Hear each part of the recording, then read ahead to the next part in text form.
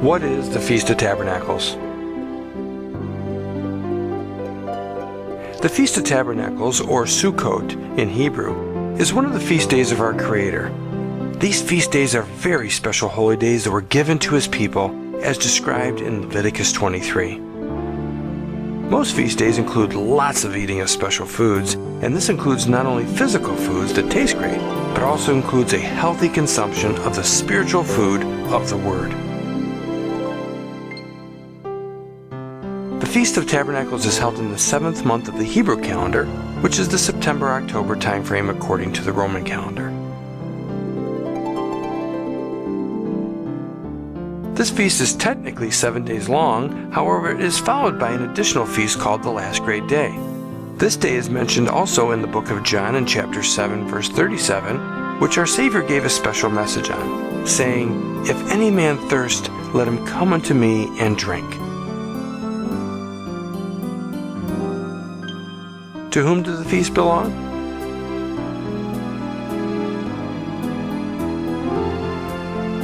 The Almighty shared these feasts with us through Moses in Leviticus chapter 23 verse 1, and showed us that the feast belonged to our Creator, not to any people or nation. Who should keep the Feast of Tabernacles? The Feast of Tabernacles is for both physical and spiritual Israelites. Originally, the Almighty selected the Israelites as a chosen people, and they were the only ones keeping the feast days.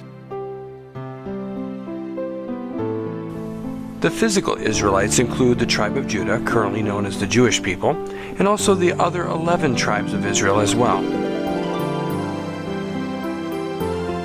However, anyone who wanted to follow the laws of their Creator and live with the Israelites was also able to participate in the feast, whether they were Israelites or not.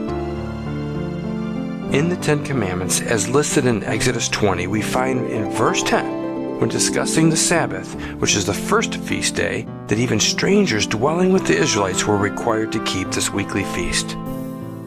In fact, Leviticus chapter 24, verse 22, emphatically states that all of the Creator's laws were meant not only for the Israelites, but also for the strangers who wanted to live the way as well.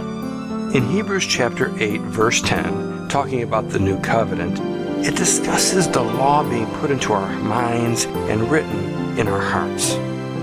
So these laws and feasts are now extended to anyone who wants to claim the promises of Abraham and wants to become a spiritual Israelite.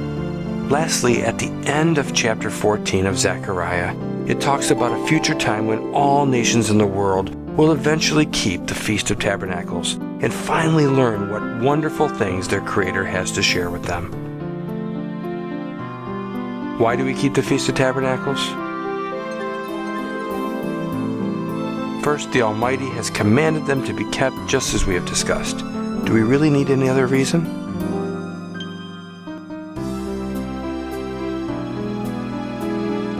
However, in Deuteronomy chapter 10, verse 12, it talks about the requirement to fear the Almighty, to walk in these ways, to love our Creator with all our heart and all of our soul, and to keep all the commandments which were commanded for our good. The feasts provide an outstanding opportunity to do all these things. In Deuteronomy 14, verse 23, it states that when feasting, it is to be done so that you may learn proper reverence towards the Almighty always. This is done at the Feast of Tabernacles celebration. If you'd like to learn more about how and when to keep the Feast of Tabernacles, or if you'd like to join us in celebrating the Feast of Tabernacles, please go to thefeastoftabernacles.com and submit your request on the form provided, and you'll be given detailed information regarding the Feast of Tabernacles. Hope to see you there.